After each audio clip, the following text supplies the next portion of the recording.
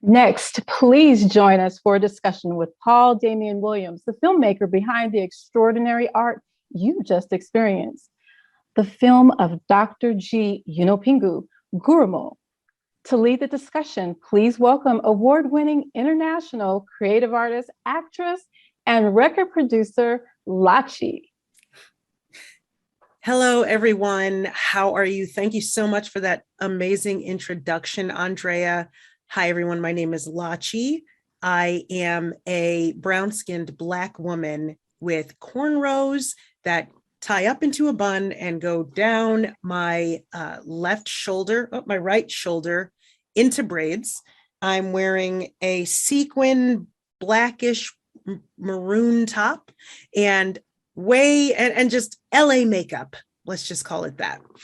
I'm very excited to be here with you today. I myself am a recording artist, as Andrea mentioned, songwriter, disability inclusion advocate, speaker, consultant, and I'm all things disability in media, music, and entertainment. So I'm very excited to be here today with you.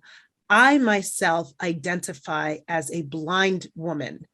So if you just come out of watching Gurrumul, you can understand why I super duper relate to this film. Him being a blind musician, also from the Aboriginal community. I am an immigrant myself, my parents being from West Africa. So I really related to the film. So I was very honored when Andrea and ReelAbilities LA came and said, Lachi, come and moderate for this film. Okay, so enough about me. Let's talk about this film. I want to say a big hello, congratulations, and you are amazing to Paul Damian Williams. Paul, why don't you hop up here and self-describe? We want to get to know all about you. Okay, hi. Thanks, Lachi, for lovely intro, and hi to your audience watching the Q&A. I'm coming in from tomorrow morning in the future here in Perth, and I'm a documentary filmmaker that works mainly in Australia, and living on the west coast, down the bottom of the west coast of Australia, and Gurmel was the last big project I completed, and it took us nearly 6 years from start to finish to make the film. So it was a real labour of love for me and the entire team who was working on it. We had some fantastic collaborators, and obviously. The man himself, Gurmel, is the incredibly talented, real zeitgeist figure here in Australia. I absolutely love 6 years. That is definitely a long, intensive time to put something together. But it's honestly, I've known documentaries and films that have taken longer. So kudos to you on having your timetable intact. Here's my first question. Now, I know you are based in Australia. This is a documentary about really a national treasure coming out of Australia and bringing Aboriginal music to a national platform. But what drove you to really make this film? Like what drove you in the direction to take this narrative to the next level and say, hey, world, you need to see this? Well, you can never underestimate the role of luck in documentary filmmaking, and I certainly don't, because how I came involved in the project, I was working at the time as an in-house filmmaker for the record company that's featured in the film Skinny Fish Music. Okay. And lots of producers had wanted to make make this film about Gurrumul, but he wasn't really interested in doing it because he just finds so much of the media very intrusive, and it doesn't. As you see in the start of the film, when he's being interviewed for one of the big current affairs programs in Australia, so he doesn't play ball with that whole game. So he knocked back these multiple requests.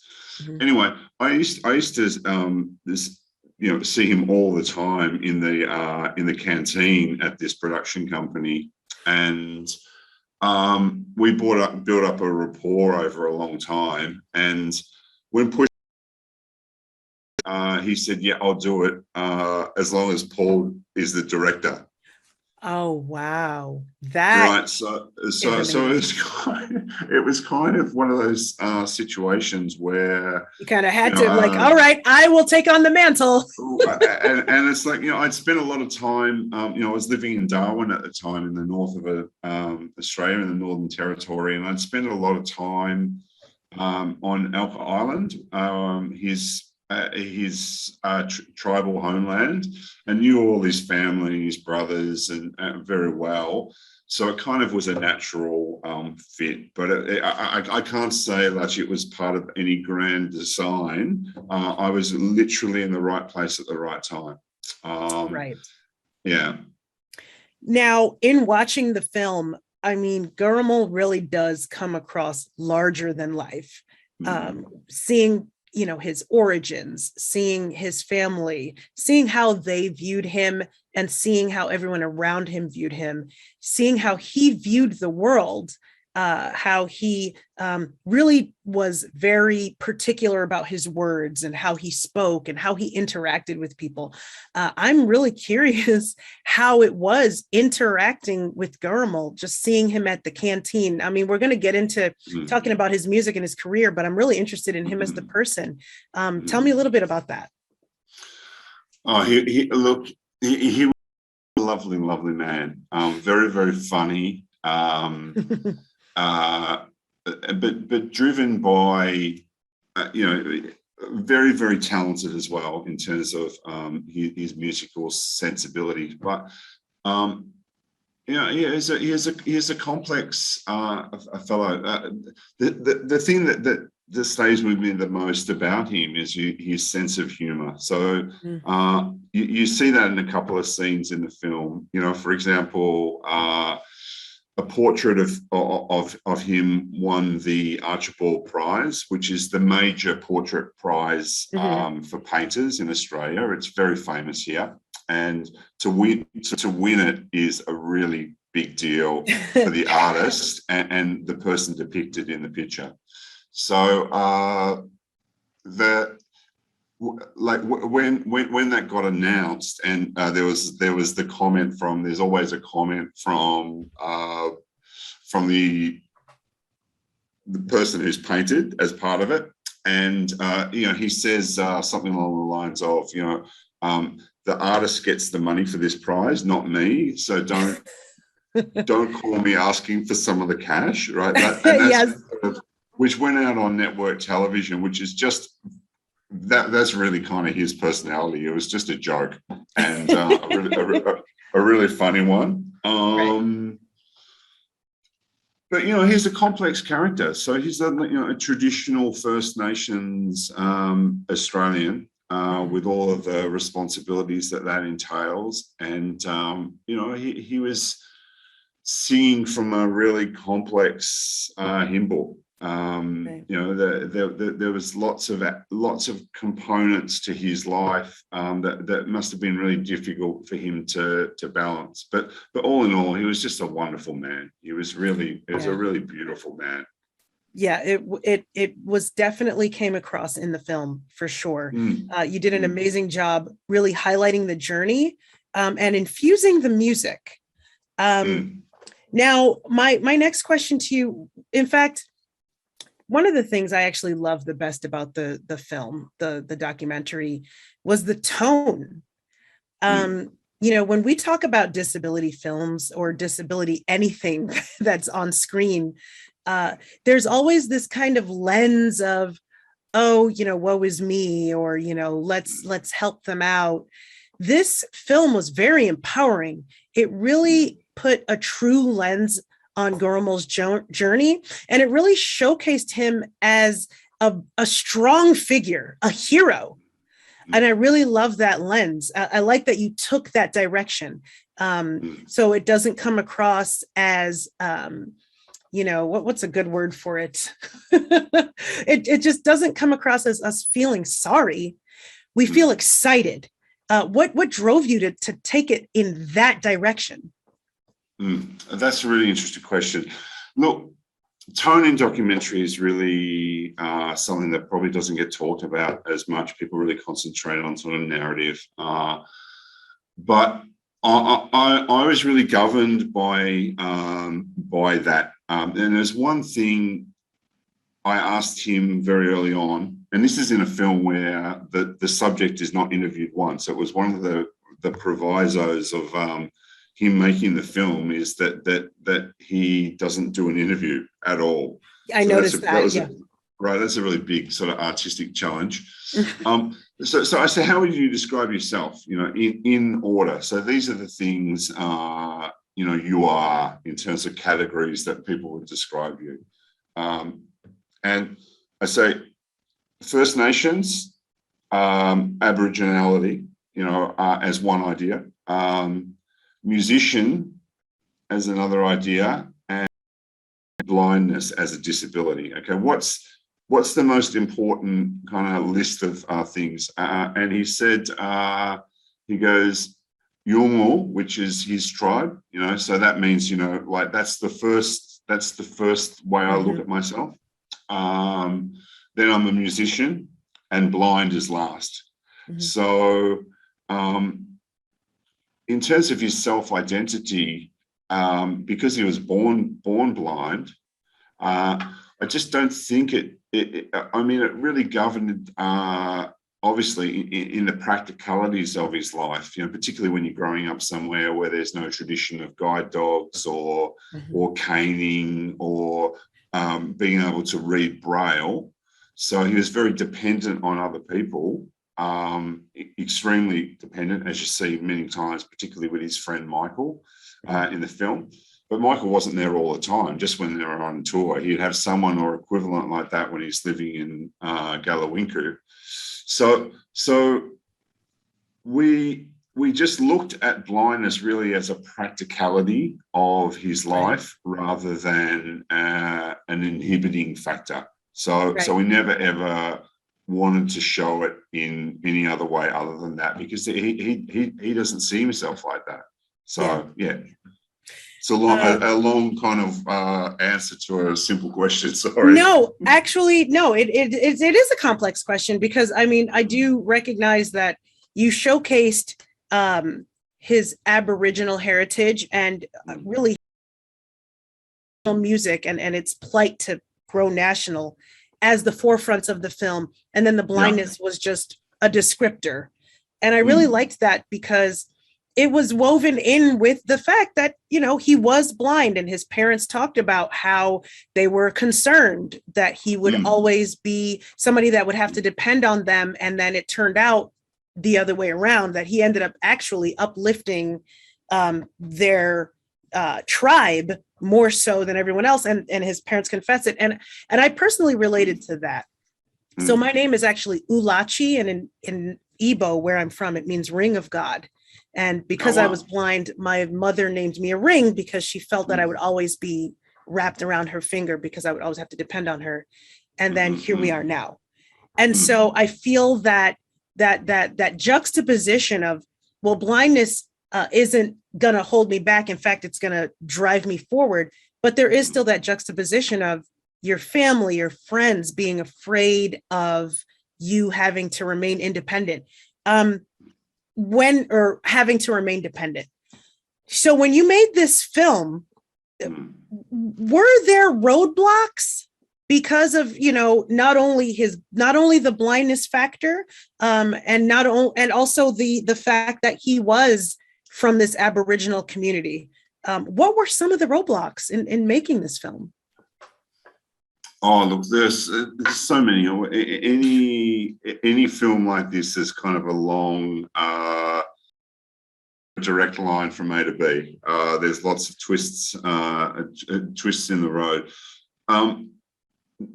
Because Gurrumul was one of the producers, and I was very well connected in his community, there was no real roadblocks in the Yolngu world. So, Okay.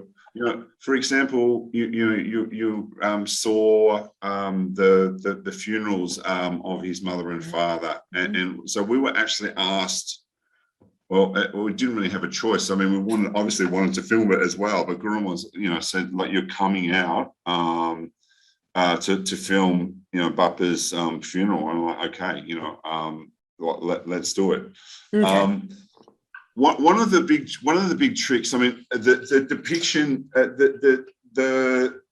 the colloquial word in the Northern Territory for for a First Nations person is blackfella. So there's a black fella, white fella. So that's the colloquial kind of terms. The biggest problems that we had with the film was with the white fellas. So Mark and Michael, who Gurrumul's manager and producer, respectively, had some issues in certain parts of the film, about an idea of, what actually happened. So the way that events were depicted didn't correlate exactly with their recollection of it, for example. Okay. And a lot of the negotiation around depiction of people was very difficult. But like, all in all, the hardest, the biggest roadblock was the editing, because we were editing the film for nearly 12 months to get the story just right. Yeah, it was just that was a long year. Well, I have to say it paid off, because there were just some points in time where I'm watching about a musician from the Aboriginal regions, and I'm sitting on the edge of my seat. That doesn't make sense. So obviously you guys did a good job. I mean, there was one section with the Sting song where he was supposed to sing with Sting, and all of a sudden he doesn't know the words, and everyone's like, someone comes in and says 5 minutes, and so it's like, okay. So I'm sitting on, I know that life as a musician, so I was like, is he gonna do it? And of course he blows it away. And you depicted that so well. Some of those artistic choices were just gold. Thank you. Thanks. Yeah, no, and and honestly, I watched it with everyone here when it came out here at I guess I'm here in New York, so I guess that's what 5 p.m. LA time. And I was just really blown away by it. Now, music films are not the easiest films to edit. They're not the easiest films to tackle. I know that there's also issues with trying to get some footage, trying to get rights. For the other sort of like music documentarians in the audience or whatever, how do you navigate all of that? That had to be a lot. Look, that was the job of the producer, Shannon Swan, and he was incredible. With it. Look, it was. I know music documentaries, in terms of rights clearance, can be very, very complicated. And I know of a producer here in Perth who's just done a film called Under the Volcano about the Sir George Martin's air studios in Montserrat in the Caribbean, and that looks at all of these great artists in the 1980s that filmed at the studio, and they had to clear dozens of songs and access footage from archive libraries all around the world, and just a clearance on that was a full-time job for someone for a whole year. Ours wasn't as complicated as that, because all of his music was with one company, so we just did a deal. Well, I'll tell you one interesting story. We had to clear the Sting song, the Police song, "Every Breath You Take," and it's one of the kind of, I mean, Sting would get a check every quarter in the mail, and it would be for a lot of money, right? So we budgeted I think we budgeted like $20,000, and Just for Sting. Anyway, yeah, and we knew someone who called him up, and he's such a lovely guy. He goes, "Yeah, look, you can have it." I remember that. That was a really great. Aww. So he said his people sent his publisher, and we just had to pay. So which was fantastic, because we were right at the end of post-production, and money gets really tight, and so he did us a major solid. Yeah, $20,000. Yeah. Thanks, Sting. Yeah, thanks, Sting. And it's funny. I think that he comes across in the film really well. He's just, I think he's probably a shy guy, but the different people watch that scene completely different. I must have had 20 different reactions where they're just thinking, what's wrong with that guy? I'm like, how do you get that from watching it? So it's funny how people bring their own mentality to any piece of art you create. Yeah, I love that scene. That was probably one of my favorite scenes. And actually, but one of my favorite quotes actually was, so I, as a disability advocate, I love to talk about how people with disabilities are strong and capable. And because of the fact they have a disability, they're able to figure out things. They're just figure outers, and that's amazing. The quote in your film that said, I don't know it word for word, but it was like, if there's a stream and a tree falls in the stream, he would figure out how to get past that tree to cleaner waters. And that really touched me, because that's basically my whole epithet. But that came from, I believe that came from his mother. No, that one there, that's his uncle. Look, it's complicated. Like in Gurmul culture, the word for your birth mother and your mother's sister is the same. There's no differentiation, and the same with your birth father and his brothers. Got it. So that actually comes from his what we would call his uncle. So his father's brother. Okay. And I mean, I love that comment as well, because it just demonstrates the inherent poetic quality to Gurmul culture, sort of likening Gurrumul to this particular fish that's able to swim in both salt water and fresh water, and not all fish can do that. You're either you put a tuna in a freshwater stream and it will die. So, this particular GoPro and the barramundi is able to do both. So, him saying that he'll sense his way in the water, and to be able to overcome these obstacles, because that's his, it's his dreaming in a way. That's his totem. It's really wonderful. I'm the same. I think that. I always think about that line. It's just it's very powerful. Right, and that poetic quality is really intrinsic to their culture in an everyday sense. It's very beautiful, and very tied to the natural world that they live in. Yeah, there was, I mean, everything that was said from the Black fellas came across just very deep, and at some points I had to kind of pause and really intake some of the things that were said. I was just growing with the film. It's very rich, right? Very, very rich, within each word, and the way they're presented. Just the way they're said. Something that I also really liked was that while his parents and his family were really afraid of him being blind, and you're going to have to correct me if I'm wrong about who said this statement, but either his aunt or mother had said that eventually they were happy he was blind, because it gave him focus. And I really loved that sort of play on words. It was like he could see exactly what he needed and what he needed to do and accomplish because he was blind. I really love that pivotal moment. Well, isn't it like a wonderful way of looking at the circumstances? I mean, okay, so we look at a disability as something that's not there. Some sort of capacity which someone's denied by their personal circumstances, right?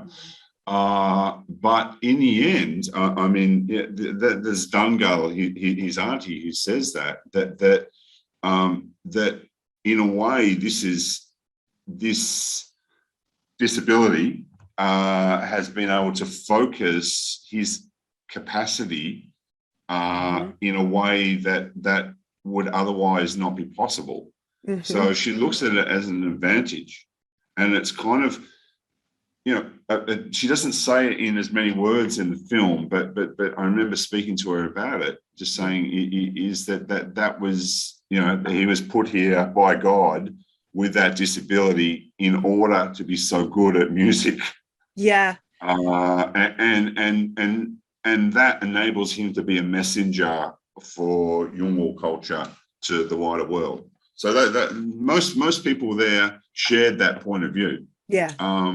Which is, obviously not something kind of widely held in the way we discuss disability. Yeah. And we're trying to change that narrative, right? Right. And in the depiction of people with disability, I mean, you're an advocate for this thing, so you'd be really a lot deeper across these issues than I am as a filmmaker.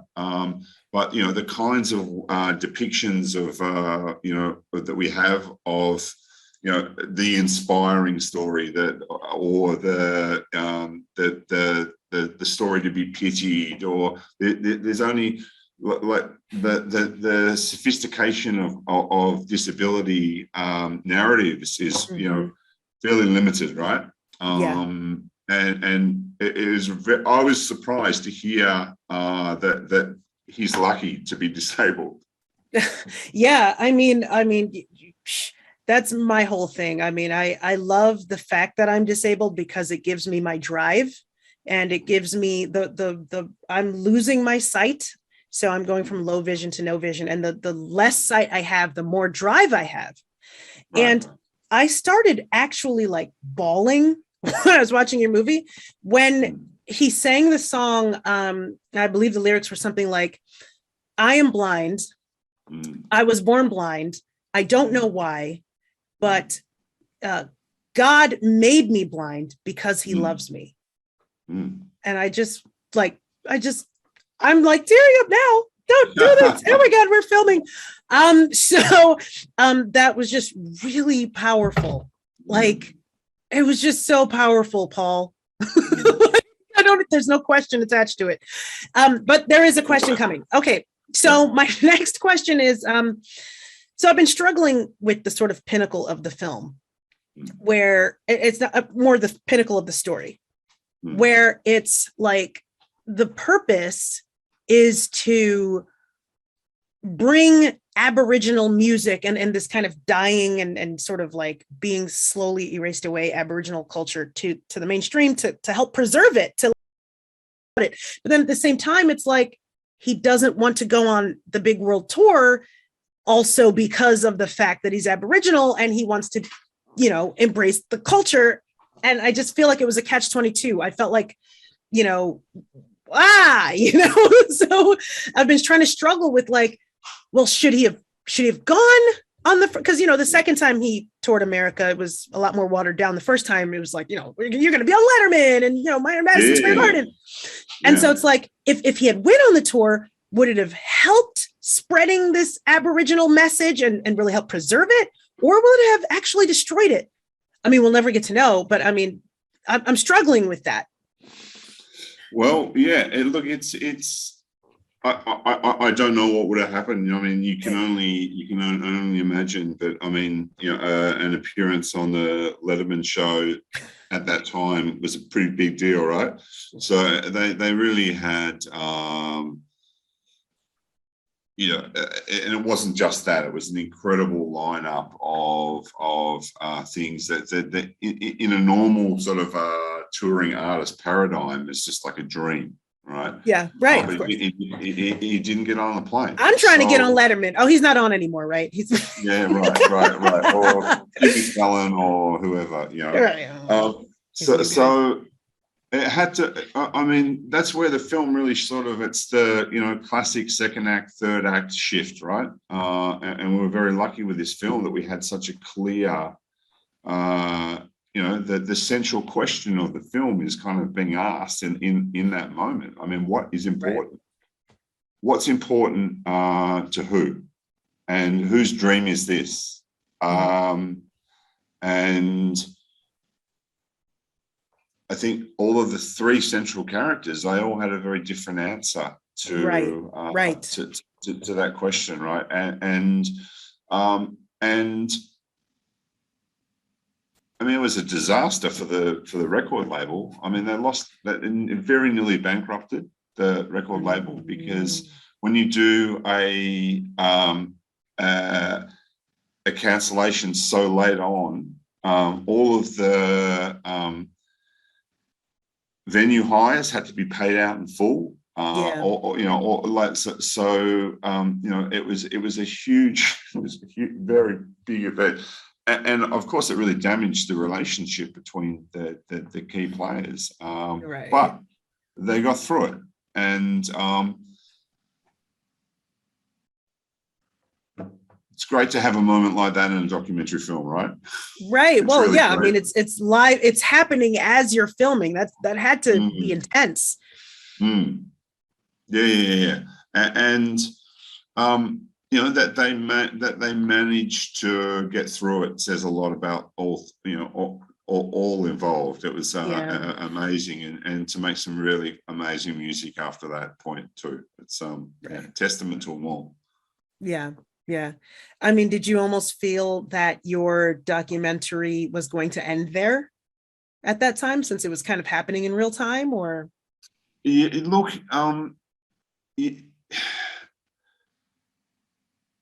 no, we really didn't know that. We didn't know the end of the film until, I thought maybe, but we didn't really know the end of the film until very deep in the editing process. And then we realized that it had to be the best shot of the film. I felt was when he's singing at his father's funeral, and he's sitting next to a very senior lawman. At that time, he was the most senior lawman in his tribe, and the cameraman and the focus puller, they just did such an inspired job of that moment. And like that shot goes for nearly 2 minutes without a cut, right? And it's just completely captivating.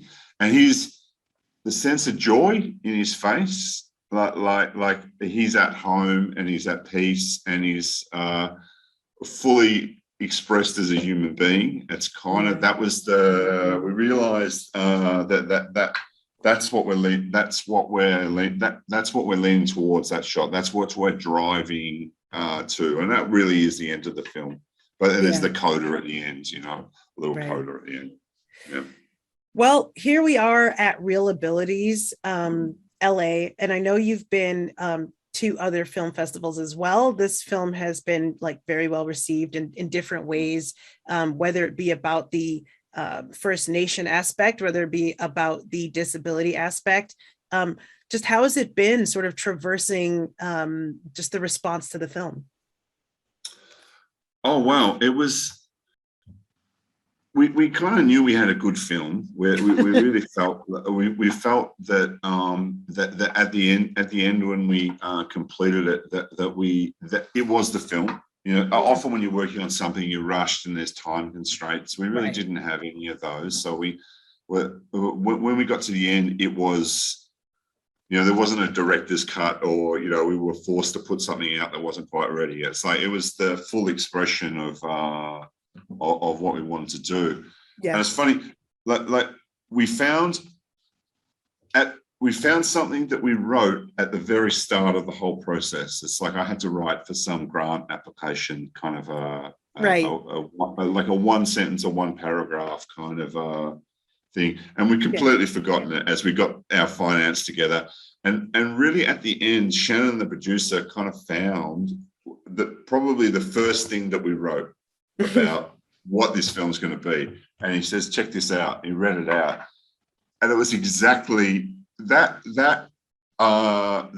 came to be the thing that was used in the promotion of the film. Nice. So it's like what we ended up with was exactly what we started out with. Nice.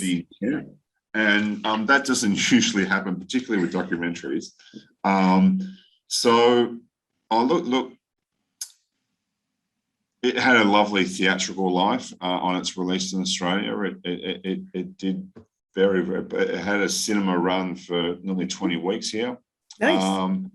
And it brought him to a whole new audience as well. So it was a wild ride of a film. And it went to some other film festivals, like it went to Berlin and Melbourne Film Festival and a few other film festivals. So we had a wild ride with the film. Yeah. I've also read that you received almost sort of Gurrumul's blessing. Tell me more about that. Like he kind of okayed the film before it was put out before he died. Right. So he got to check it out. Right. Well, look, it's a really unusual thing. We're talking about the disability angle. Is that we would have screenings as we were cutting the film. So we're cutting it in Melbourne, and we would take it up to Darwin and sitting, and you're showing a film to a blind man, right? Right. A visual medium, and which is not to say that he didn't like films, but his favorite films were like Snakes on a Plane, Anaconda. He was really afraid of snakes, so he really liked snake movies. Right? And films like Twister, like things with just over the top sound design. Like he just loved that sort of thing. Right. Anyway, so we would sit and we would bring two sighted Yolngu people, and he'd sit in the middle of them, and we'd watch the film, and they would describe what was happening visually in the film to him as we went along. Right. And so that's how, like, we showed cuts to him as we're making the film that way. And then when we were doing the sound design, he contributed very heavily to the score. So a lot of the, apart from his own songs that are in the film, a lot of the additional music that was made just for the film, he wrote and awesome. Wow. or helped arrange. Yeah. So he was really involved in the production of the project, much more than would be the case in most films. Like, I don't know, you do a film about Barack,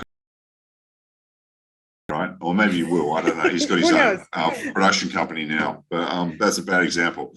But yeah.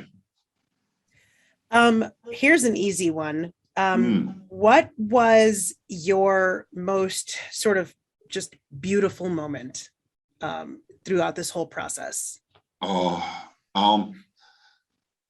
The thing that stays with me the most of the film is his auntie, who helps narrate the film. Okay, yeah. Because, when you meet those people in life that just, I don't know where they come from and how they kind of come into your sphere, but they just have a quality that resonates really deeply with your own kind of sensibility. And she was like that. She was an incredible person to be around. She was very wise and very patient, and she just had this self-styled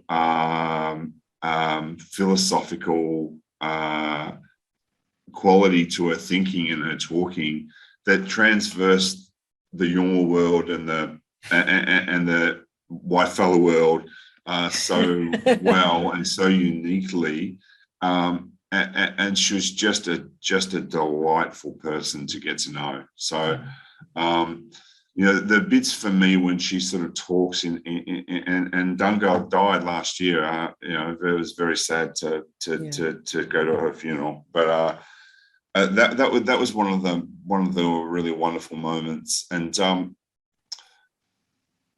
it's funny, you get to an end of a film like that's filmed over such a long time, and it's really just a blur of events and trials and tribulations and cul-de-sacs, and you think you've done something right and it's wrong, but that's the moment I remember in particular. Just one moment, it's difficult to explain. One moment in particular with her was just amazing. And the other thing in a more general sense is just spending so much time with Gurrumul. I mean, the word genius gets brandished around a lot, right? And in my career, I've met a lot of talented, famous people, and they're all great. But he's the only person that to date that his gift, it came from a place that I can't really it's some other place, and it's not. I don't think it's on this earth, right? It's one of those kind of qualities, because his singing had such a singular capacity to move people. And Lachi, you're not the only one to cry in that film. I mean, we got a lot of fan mail from people just saying, "I just been crying," for 90 minutes, and I just don't know why. And it's like I write back to him, it's because of his, someone singing really, really beautifully is the deepest expression of our humanity, I think, and he's the best at it. Well, and it was interesting because he did a great job of introducing it to the Western side of things, like marrying those two sounds and still being able to be true to the original sound, and still allow the original sound to circumvent the Western edition. I think was really clever. But it was interesting. I was listening to some of his singing, and I was like, this is from way back, and he's singing kind of modern. Like, he was ahead of his time. He was singing like, oh, yeah. And I'm like, wait, that's what Rihanna just did last week. Like, how did you already know? So he was definitely ahead of his time. Is the, there's just so much for this film. What is sort of next on your sort of path with this storyline, with this journey? In terms of my filmmaking? Oh, sure. Personal, yeah. Like, is this an area you're going to try to sort of focus on, or? Well, I've been developing since we wrapped this film. I've been developing another project, which is actually really similar. Okay. In that, it's I'm really interested in these kind of friendships of people from disparate worlds who both bring. It's like a partnership where both partners bring something entirely different, and the skills that one person has, the other person doesn't have, and they're both. It's like a lock and a key, and you need them both to open it. So I've been working on a new film that's really very, very. It's almost like a facsimile of. They say you keep on making the same film over and over again. That's really true for me, right? Well, I mean, once you're really good at telling a type of story, why botch it, right? And this is a Don't really, sorry. sorry, no, I'm just saying, yeah, don't fix something that's not broken. Exactly. And I mean, it's not like you're telling the story that you told here, especially with the two worlds melding, was very complex and very unique. And it's not really something that people are telling in such what's a good word, elevated, in such like an elevated way. So I know that I would personally be interested in seeing like which direction you take your next sort of thing that you, I don't know, stick your sword into or whatnot. It's there isn't enough of it being done, and to uplift some of these cultures and to uplift disability is not something you see every day. These aren't sort of things that are being really focused on in film. And I love that this documentary brings all three of those together in one. Thanks, Lassie. Yeah. I mean, it's there's lots of points, and you know, the editing team for this they really brought their A game, and there's lots of times in the film where there are kind of the visual metaphor I had for it is like an estuary, where you've got multiple rivers all leading in. So we tried in a couple of points. So there's a lot going on, but it washes over you. You're kind of immersed in it. So and particularly if it's not information, like it's not an information heavy film. Like we don't even we haven't got a map to show where Alka Island is. And we thought, do we need a map? And it's like, no. All people need to know is it's a long way from anywhere. All right, that's enough. Okay, so the deeper we went along in our editing of this film, the less information we had. The less, I mean, we had to have the rawest stuff at the start, like just to set up the story. But after that, we just tried to put it to the audience as sort of questions. You know, what are they trying to achieve? What's stopping them from reaching their objectives? What happens if they fail? All those kind of classic storytelling kind of devices. You know, you read those like Hollywood film books about story, and it's like they've got a point. You know, so we really we try to kind of concentrate it that way. Yeah. Lachi, sorry for interrupting. We have a couple of questions from our audience, and I'd like to go ahead and read them out loud and allow you guys to discuss. The first question is, his pure belief in making music while having complete disinterest in the business and fame of the music industry has had an impact on other performers or the industry itself? Oh, wow, that's I've done a lot of Q&As, and I've never had that question.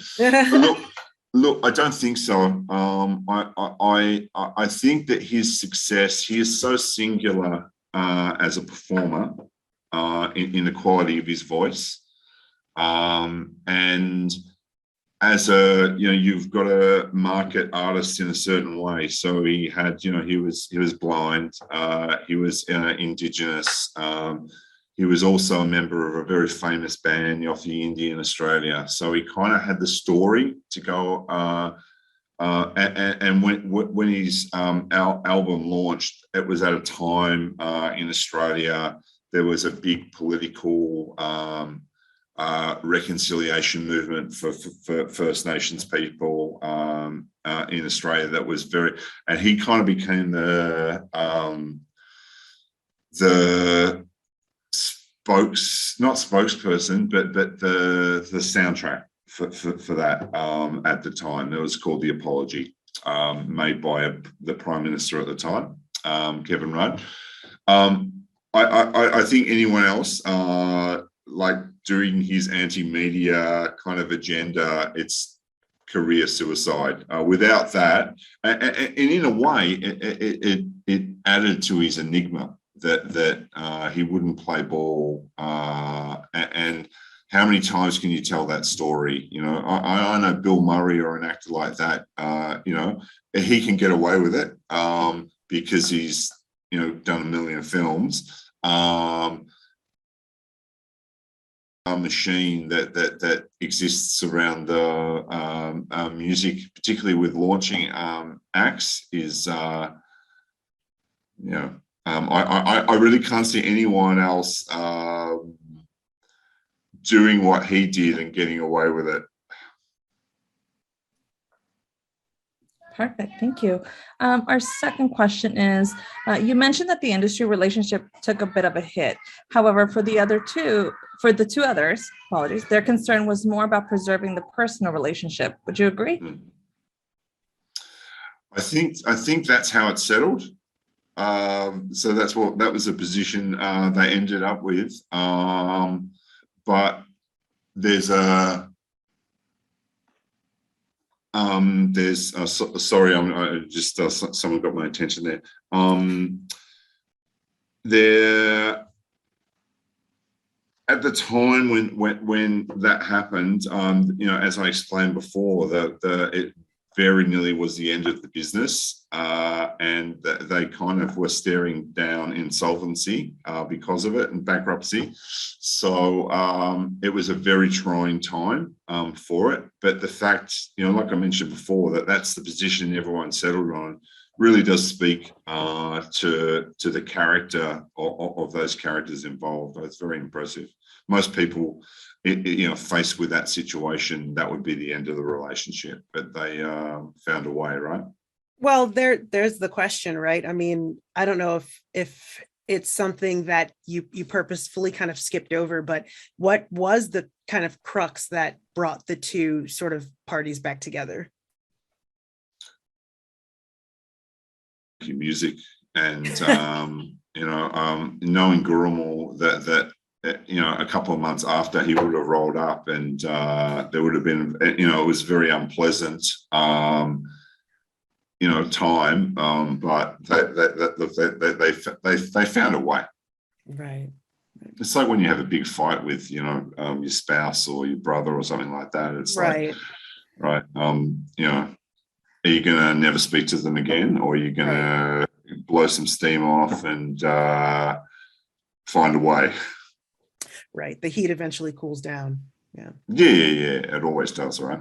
I mean, an emergency is called an emergency already. You can't have an emergency that lasts for 1,000 years. You know, emergency is a short, sharp kind of like period. Is there another question? Yep, I'm coming right up. All right. And then, sorry, I'm trying to keep up with them all here. All right. And then the last question is, what is your observation of how the First Nation people view blindness as opposed to Western notions? Oh, yeah, great question. Look, I think I touched upon it before. I mean, they came to see, particularly his family, the remote community they live in. It's a difficult place to be blind. All right, there's no support in terms of the disability support that you know, most people here in the audience would be familiar with. So if he wants to go from A to B, he needs someone to help, you know, to link arms with, like you saw many times in the film. But like with most things in those places, the way of seeing things is very bespoke to their culture, and it's endlessly surprising and unexpected. So I think they genuinely thought that his blindness was an advantage for him. Yeah, and was one of the reasons why he was so good at music. And you know, you've got to play to your strengths, and why not see, you know, if it's something that it's the hand you're dealt, it's the hand you dealt. You've got to work within the limitations. You know, that old adage with art, you know, a lack of limitations is the death of art. You know, the best art comes from being constrained. And I think that, you know, that Gurrumul himself and the community thought it was a gift from God. Why not look at it? Why not look at it like that? That is such a perfect place to end this conversation. I mean, to look at your limitation as your strength, because that literally is what it is. I mean, if you have nothing to get better for, then you never get better. And to consider it playing to your strengths. Oh, I love it. Goosebumps. This was such an amazing journey through this film. I just had a lot of epiphany moments. I learned so much. I was there with you all on the journey. And I mean, I grew. You know, it's hard these days. We're jaded, right? I'm a millennial. I don't care about anything.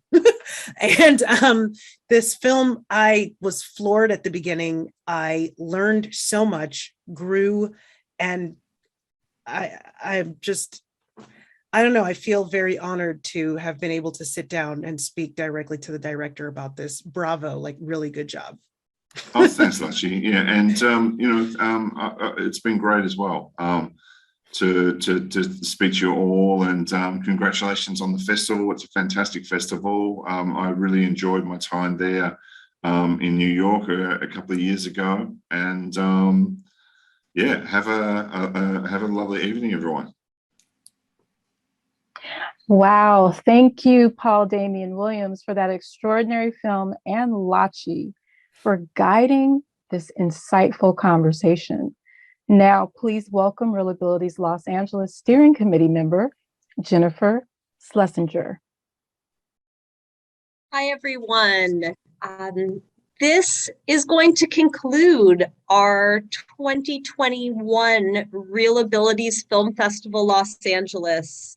What an amazing few days it's been, and we want to give a heartfelt thank you to my fellow steering committee members, Stephen David Simon, Danny Woodburn, and Elisa Schlesinger, our film curators and film selection committee, Shayna Guraya and Gracia Figueroa, Mark Ozdova and Andrea Jennings. What a wonderful group of people who have selected such amazing films for us to sink into over the last few days.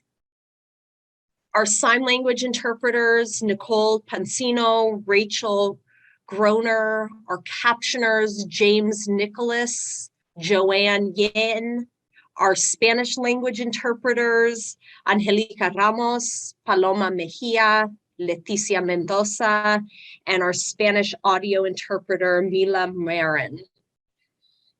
And of course, this festival would not happen if we did not have the commitment and support of the absolutely incredible staff and volunteers from the City of Los Angeles Department on Disability. They are moving the needle towards greater inclusion and authentic representation, and just go above and beyond with everything they do to make our city more inclusive every single day. And of course, we want to give thanks to our audience. You are the reason why we are here and why we continue to build our message of disability, diversity, and inclusion, both in front and behind the camera. Of course, we